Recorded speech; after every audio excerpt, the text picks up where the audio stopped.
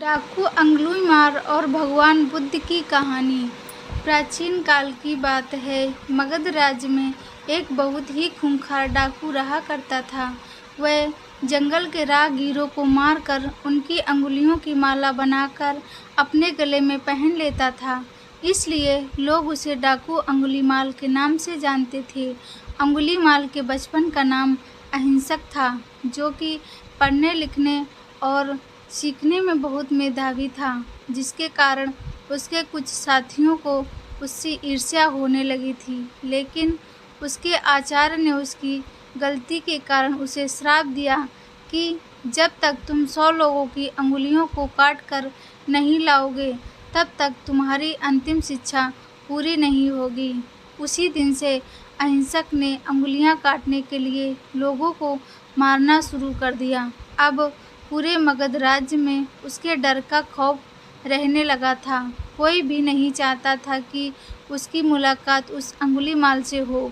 देखते देखते उसका आतंक बहुत अधिक बढ़ता चला जा रहा था। वह रास्ते में किसी को भी लूट लेता और उसे मारकर उसकी अंगुलियों की माला बनाकर अपने गले में पहन लेता था।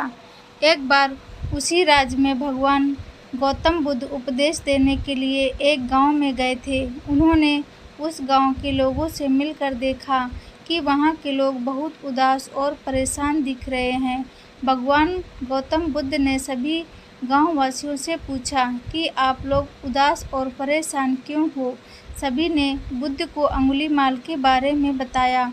बुद्ध की मूर्तियां भगवान गौतम बुद्ध गांव वालों को उपदेश न देकर जंगल की तरफ जाने लगते हैं, लेकिन वहां के लोग भगवान गौतम बुद्ध को जंगल जाने से रोकने का प्रयास करते हैं। लेकिन गौतम बुद्ध यह कहते हुए लोगों को मना कर देते हैं कि आप लोग मेरी चिंता ना करें, और वे जंगल की तरफ चले जाते हैं।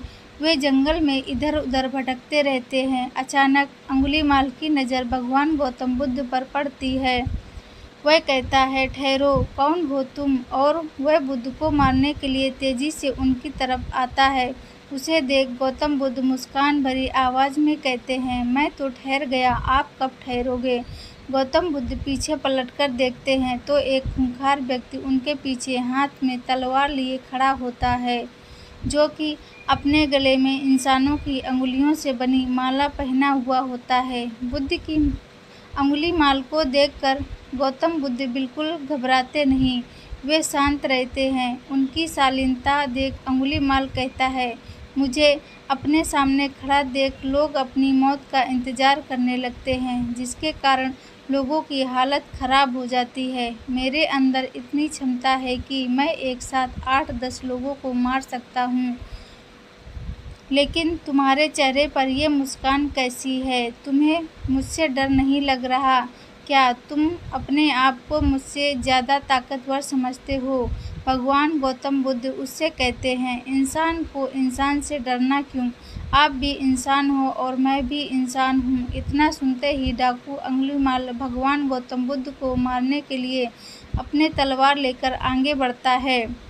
गौतम बुद्ध अंगुलीमाल से कहते हैं, आप मुझे मारना चाहते हो, आप अपनी इच्छा पूरी कर लेना, लेकिन इससे पहले आप मेरे लिए 4-5 पत्ते तोड़ लाओ। उसने कहा, 4-5 पत्ते क्या? मैं तो 4-5 पेड़ उखाड़ कर आपको दे सकता हूँ। और वह पत्ते तोड़ने चला गया। पत्ते लेकर वापस लौटा तो गौतम बुद्ध ने उससे कहा, अगर आप सच में ताकतवर हो तो इन पत्तों को दोबारा पेड़ से जोड़ दो।